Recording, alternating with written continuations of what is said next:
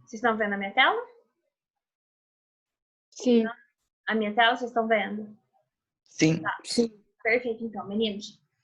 E aí, quando tem essa base tomada lá por 1917, que aconteceu na Rússia, Revolução Russa, o que vai acontecer? Essa galera se junta e forma o Partido Comunista Chinês.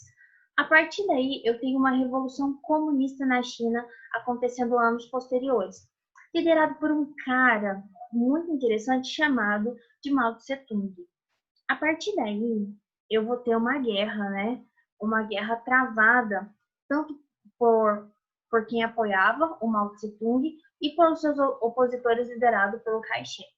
Então, os comunistas, Mao Tse-tung, que funda o PCC, junto com uma galera, em contraposição com os nacionalistas, eu acho que eu não anotei aqui, os nacionalistas, comunistas, Mao Tse-tung, e nacionalistas liderados por Kai-shek, tá bom? Chiang Kai-shek. A partir daí eu tenho um entrave muito forte entre os dois. Quando a galera do Kai-shek perde para os comunistas de Mao Tse-tung, eles vão em direção a uma área, para uma ilha, até então chamada de Formosa, que nos dias atuais, essa área é uma área independente, porém a China não reconhece essa independência e a trata como uma província rebelde, que é Taiwan, tá? O Kai-shek, ele foge com muita gente, inclusive com a elite mesmo chinesa. Por quê? Para a elite era interessante ficar numa área que estava tendo uma revolução comunista? Nunca. Então, junto com o Kai-shek, o opositor do governo de Mao, e todo esse sistema onde houve um embate entre os dois, quando eles fogem para a ilha de Formosa, ele foge com a elite também chinesa. Isso é bem importante, tá bom? Meninos, eu vou ter a China, então, a partir daí, a partir de 49, passando por uma série de reformas, tá? Por uma série de reformas. Professora, que tipo de reforma a China passou, então, a partir do governo de Mao? Mao Tse-tung, ele era apoiado pela União Soviética, inclusive, além de apoiado, ele tinha muitos investimentos da União Soviética ali naquela área, tá bom? Então, o Mao Tse-tung, ele começa a fazer um planejamento para reformular toda a questão ali chinesa, como é interessante que algo que choca bastante quando você vai ver que a reforma agrária que Mao Tse-tung implanta na China, a primeira coisa que vai fazer, ali bebendo ali de todas as questões teóricas comunistas, a primeira coisa que ele vai fazer é fazer uma reforma agrária. O que é uma reforma agrária? Quando a partir do momento parte do governo, gente, por favor, não errem nisso. O que acontece? Muitas das vezes, só para abrir um parêntese aí para vocês, muitas das vezes a gente vê lutas pela terra, como acontece aqui com o movimento do Sem Terra, não é isso? Pessoas que questionam a concentração de terras do nosso país e de outras áreas. A gente fala, nossa, eles estão fazendo reforma agrária. Não, galera, a reforma agrária é uma política pública que precisa partir do governo, tá bom? Então, aqui no caso, o Mao Tse-tung, ele começa a fazer uma reforma agrária. A partir daí, dessa reforma agrária na China, professora, foi uma reforma agrária tranquila? Não. Ele vai pegar os grandes latifundiários e fragmentar aqueles terrenos, gente. Vai fragmentar aquelas propriedades. Isso tem como ser tranquilo? Não. Estima-se que houve mais ou menos 2 milhões de mortes nessa reforma. É muita gente, né? É bem chocante. 2 milhões de pessoas morreram, tá?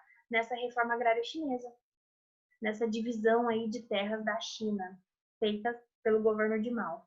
Mao Tse-tung, então, ele começa pela reforma agrária, depois ele implanta uma série de reformas como incentivar aquelas pessoas que produziam alimentos a trabalhar com mineração. Qual que foi o resultado disso, gente? Muita fome no país, a ponto de ter que comprar. Eu falo de um país, a China é o terceiro maior país em extensão territorial do mundo. é muito diverso ali a questão do clima, da vegetação. Então, é um país que se produz muito no seu território. Só que o Mao Tse-tung, ele simplesmente começa a incentivar as pessoas a trabalharem com a mineração e esquece da produção de alimentos. A partir daí, a China teve que importar para tentar sanar um pouquinho da fome naquelas áreas. E essa questão foi muito complicada, porque só nesse embate aí, onde houve muita fome na China, houveram mais de 20 milhões de mortos. Alguns pesquisadores colocam em alguns livros 40 milhões de mortos de fome por conta desse planejamento mal sucedido de Mao Tse. Em 1960, houve uma perseguição muito forte, uma revolução chamada de Revolução Cultural, onde uma grande caça mesmo aos opositores de Mao Tse-tung. Alguns livros colocam para gente que foi a pior revolução aí que houve na China em relação à violência. Eles eram muito violentos em relação às pessoas que eram opositores das ideias de Mao. Mao Tse-tung, então, ele começa a queimar livros, a fazer uma reforma na educação gigante por conta de não querer, de jeito nenhum, era essa expressão que ele usava, ocidentalizar a cultura chinesa. Então, ele começa a tentar essas tentativas de afastar qualquer tipo de ocidentalização ali da cultura chinesa. Então, a Revolução Cultural foi uma perseguição, uma caça mesmo aos opositores do governo de Mao. Mao Tse-tung, então, buscava eliminar mesmo e reprimir qualquer tipo de movimentação que era contra o seu governo. Em 1976, ele morre, tá, de problemas de saúde mesmo, a saúde dele vinha degringolando aí ao longo do tempo, e ele morre em 1976. A partir de 1976, lembrando que eu falo de um país que passou por uma revolução comunista, onde se fortaleceu um único partido, tá? Até hoje, um único partido, PCC, Partido Comunista Chinês. Vamos lá. Ai, gente, desculpa. Vocês querem copiar? Como é que é? Fala pra mim.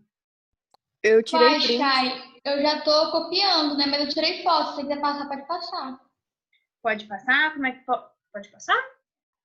Por mim pode, eu tirei um print. Se alguém quiser, eu passo. Se alguém quiser, perfeito, então. Qualquer coisa eu também disponibilizo. Então, vamos lá. Aí, o Mao Tse-tung morre. Beleza, aqui, ó. O Mao Tse-tung morre em 76. Continua sob o domínio, como é até hoje, do PCC, um único partido na China. O Mao Tse-tung, ele começa a implantar a política do filho único, tá bom? Só porque, de fato mesmo, ela vigora a partir de 79 com Xiaoping. A partir de 1978, ele morre em 76, tem uma transição de governo, e aí o Deng Xiaoping, que era um nome forte no Partido Comunista Chinês, eu acho importante vocês só destacarem aqui que continua sendo o domínio do PCC, tá?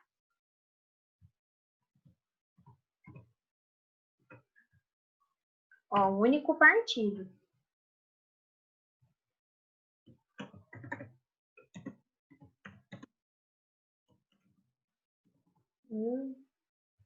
PCC, Partido Comunista Chinês.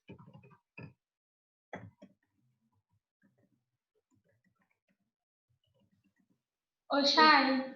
Oi, pode cortar.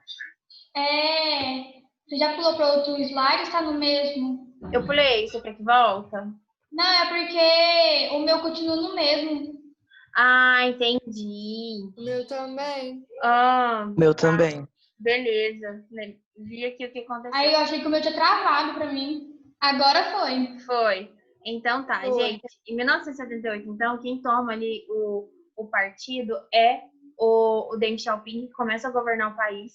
Um país, dois sistemas. A gente vai entender essa frase. A política da China, ela vai continuando sendo socialista, mas ela abre para o mercado estrangeiro. O que vai falar assim? Professora, mas eu não entendo. A China, a segunda maior economia do globo, com potencialidade gigantesca para ser a primeira economia do globo em pouco tempo. Por que esse país é tido ainda como um país socialista ou socialismo de mercado, essa expressão? ele é socialista na forma de governar. Por quê? Eu ainda tenho o domínio do PCC, do Partido Único. A internet, ela é fiscalizada em relação ao acesso às pessoas, à questão da comunicação como um todo. A mídia, ela é muito censurada. Então, a forma de governo é de cunho socialista, porém, ela é aberta para o mercado, para o investimento do mercado externo. Foi aberta com quem? Foi aberta com Xiaoping, tendo em vista que o Mao Tse-tung ele fecha a China para absolutamente tudo, inclusive vai perseguir com a Revolução Cultural lá qualquer tipo de influência estrangeira, né? E o Xiaoping ele faz diferente. Ele abre a China criando zonas econômicas especiais. O que são essas zonas econômicas especiais? Nas áreas ali, gente, nas áreas, principalmente nas áreas litorâneas, ele abre para investimento externo. Ele abre para investimento. Gente, se tiver alguma coisa no bate-papo, vocês me chamam e me perguntam. Ele abre para investimento externo do ponto de vista de explorar mão de obra, porque a China, gente, tem um grande número, né, de pessoas dispostas a trabalhar, porque eu tenho uma maior população do mundo. Então, ele vai ter mão de obra barata, leis ambientais pouco rígidas. Isso atrai muita empresa para lá. Em 1979, o Xiaoping ele começa a fazer as suas aproximações, inclusive visita os Estados Unidos, começa a ter uma relação melhor com as potências capitalistas para trazer ali investimento para essa área que ele cria, chamada de Zona Econômica Especial Chinesa. A China exporta hoje produtos tecnológicos, a China exporta hoje produtos manufaturados, tá? Então, a China é uma grande potência econômica. Aí eu tenho marcas também que surgem na China, como a Lenovo, e hoje são marcas importantes mundialmente. Alguma dúvida? Então, a China, por que vai ser sempre essa frase quando eu falo de China? Um país, dois sistemas. Socialismo na forma de governar, partido único, repressão, tá bom? E capitalismo na forma de receber esses investimentos, de ter a segunda maior economia do globo. Beleza. A partir daí, o Deng Xiaoping, ele acredita numa teoria que é o seguinte: os problemas que os neomalthusianos aí, os problemas sociais, vocês lembram dessas teorias? Eu expliquei no começo do ano, teorias demográficas, malthusiana, neomalthusiana. Para os neomalthusianos, a política, os problemas sociais de uma nação, eles estão totalmente ligados a um número de pessoas, a um número de habitantes de uma nação. Então, a partir daqui, eu tenho uma política sendo implantada, a política do filho único. Por quê? Se eu reduzo o número da população, eu vou reduzir os problemas sociais. Mas não foi bem assim que aconteceu, né? Então, vamos só colocar um parênteses aqui. Isso é importante. Ó, ele acreditava na seguinte teoria, ó. Quanto maior a população,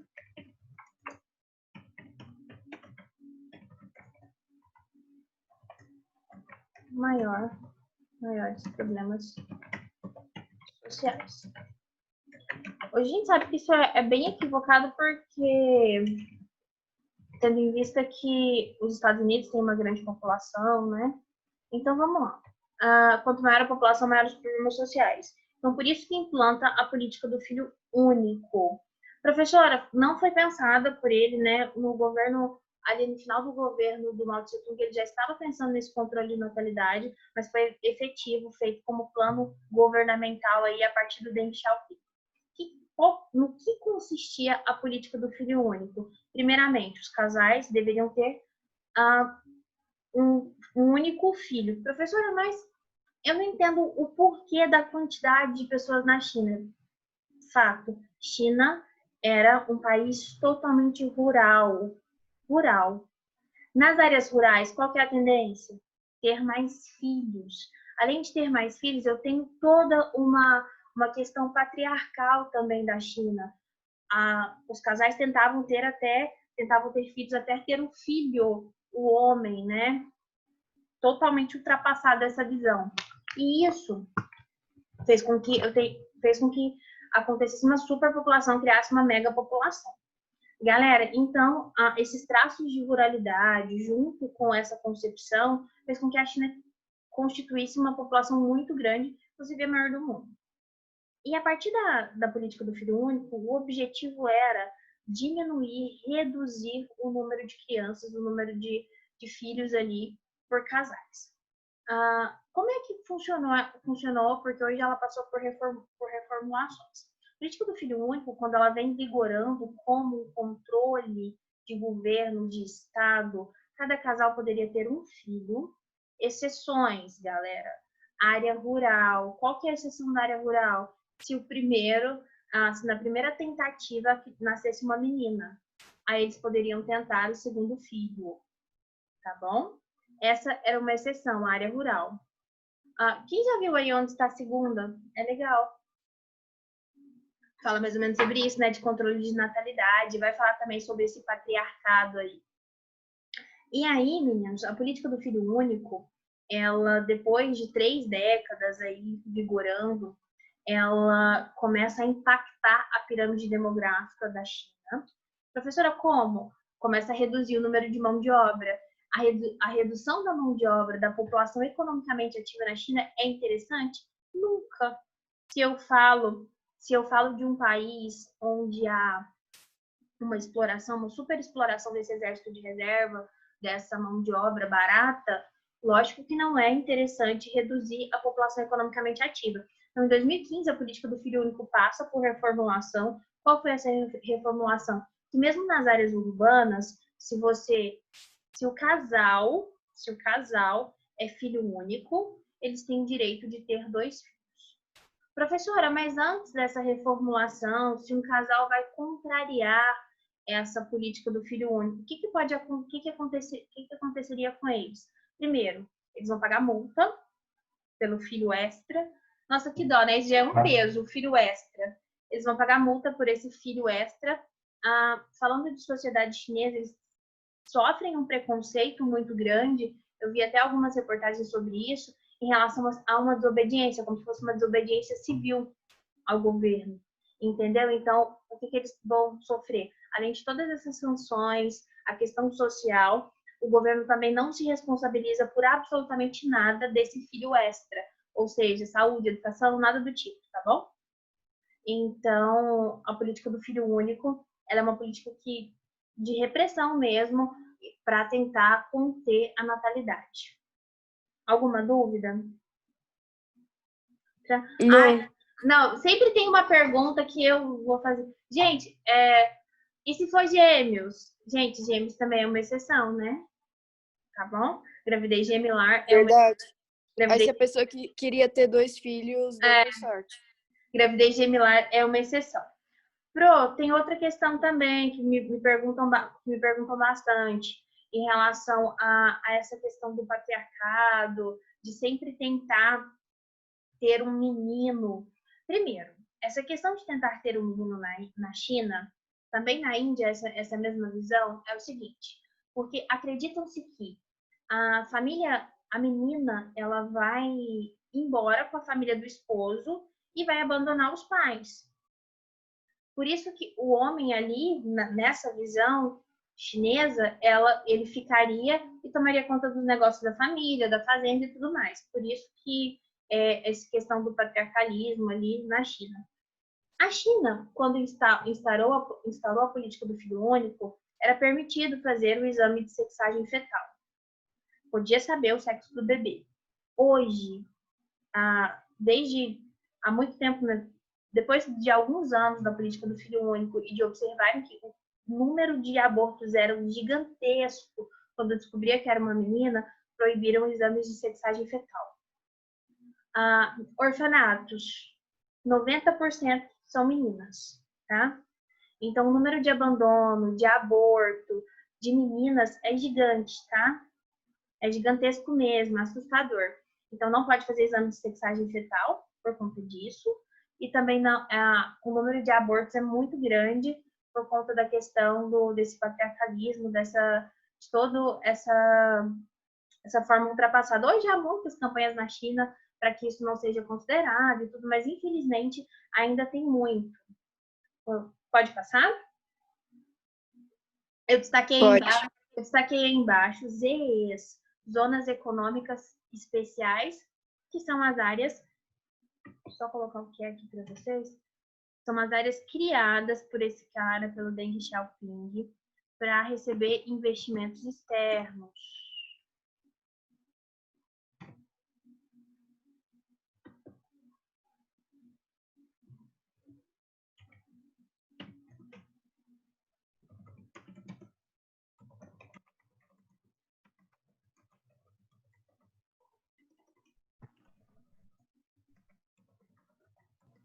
Tem uma música, não me lembro do ano dela, mas fala assim: agora a China bebe Coca-Cola. Por quê? A partir daqui, a partir do governo de Deng Xiaoping, depois nos anos 80, meados dos anos 80, que a China começa a conhecer a Coca-Cola, McDonald's, tá? Porque era totalmente fechado para essas empresas. Agora a China bebe Coca-Cola. Vamos lá. Política do filho único, tá? Um casal feliz. Presta atenção nesse cartaz. Ô, Chay, volta naquele outro slide rapidinho para mim anotar aquela observação que você fez agora. Agora. Presta só atenção nesse cartaz aqui, eu já volto. É uma menina, né? Por quê? Para reforçar a questão do filho único, mesmo sendo uma menina. Tá bom? Vamos lá. Tá, áreas criadas para receberem investimentos externos. Uma música do Paulo Ricardo, o pai de vocês deve lembrar aí. Pronto. Fala, agora a China bebe Coca-Cola. Então tá, olha aqui o cartaz que eu falei para vocês. Uma menina para reforçar a política do filho único, mesmo sendo meninas. Vamos lá. Aqui é região industrializada, tá? Zonas econômicas chinesas, zonas especiais, tá? Concentração de indústria, siderúrgica, metalúrgica, petroquímica. A China tem um território gigante, tá? Isso aqui vai falar sobre o massacre da Praça da Paciência, que a gente não vai entrar agora. Eu vou só anotar algumas observações aqui sobre a política do filho único.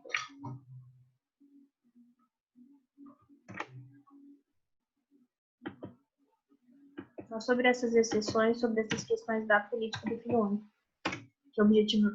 E hoje, gente, ela foi reformulada justamente por isso, né? Para não faltar mão de obra.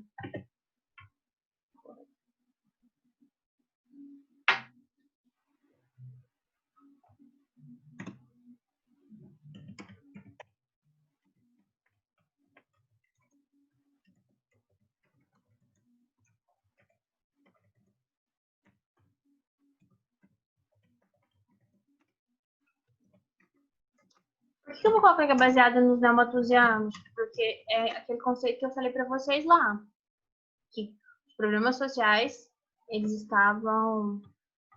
eram de origem da superpopulação, tá?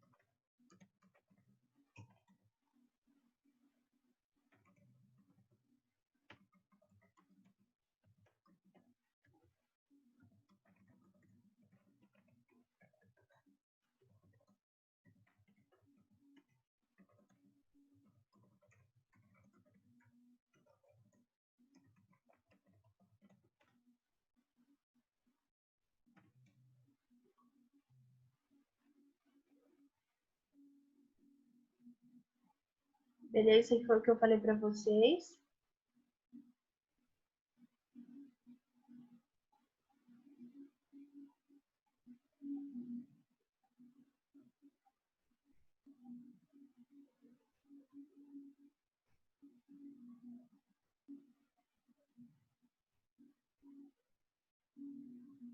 Tranquilo? Já copiaram?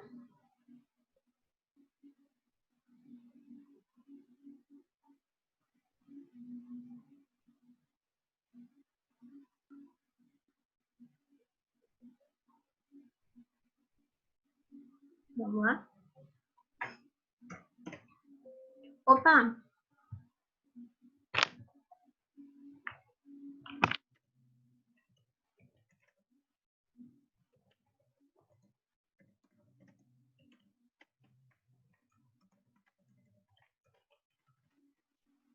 Nossa, eu tenho uma raiva quando vem esse negocinho de tempo.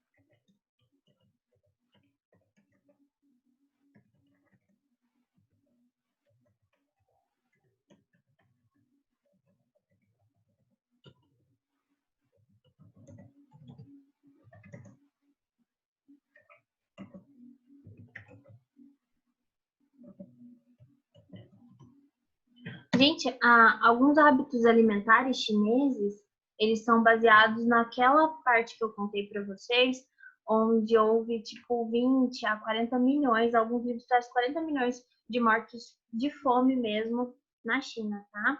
Então, alguns hábitos que a gente considera estranhos vêm disso, tá?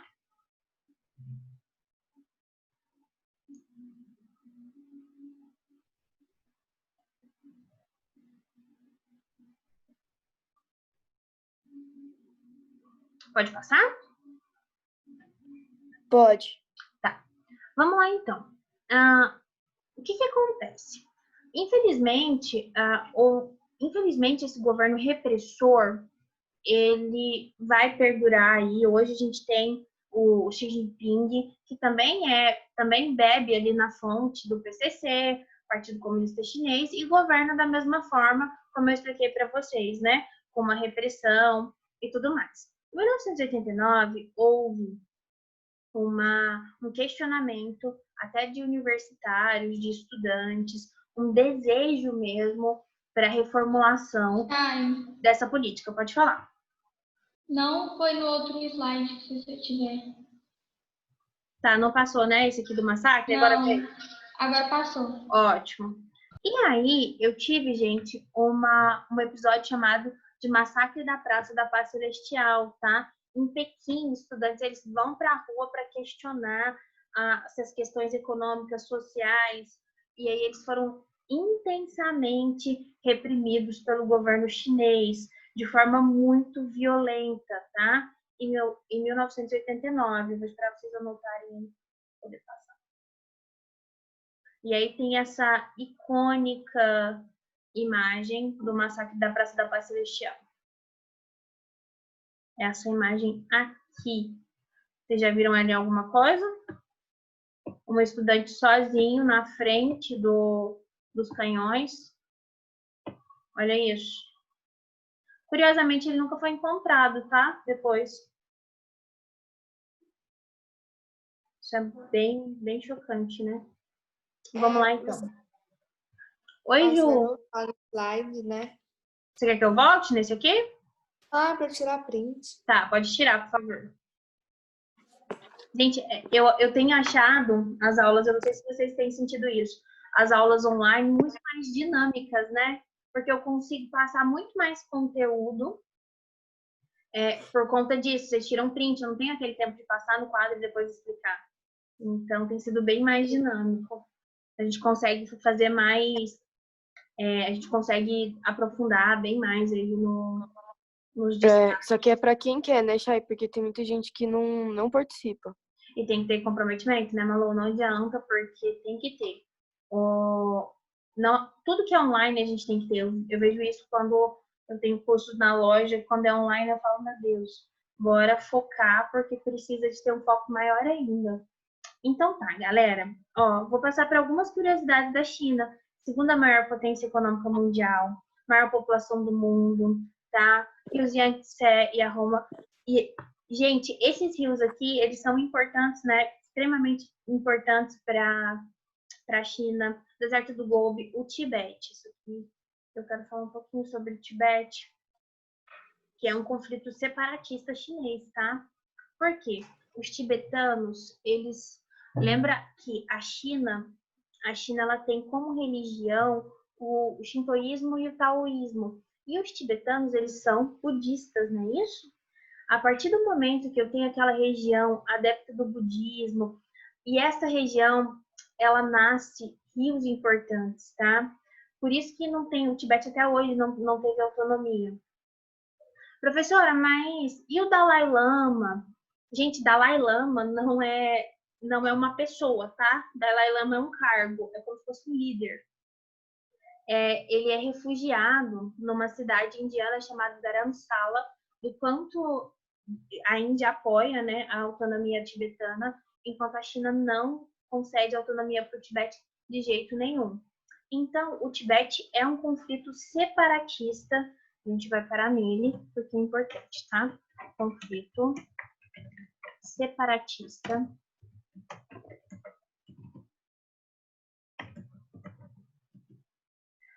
Nós falamos que os tibetanos, eles são uma nação, que é um povo ligado por uma mesma identidade cultural. Eles são uma nação sem território, porque o território lá é chinês.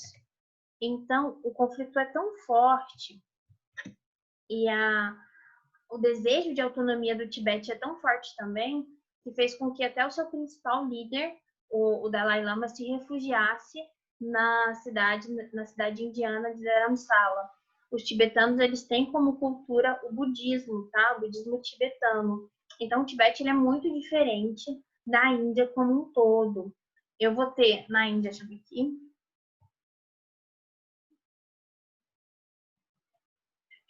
Tô lendo aqui a pergunta.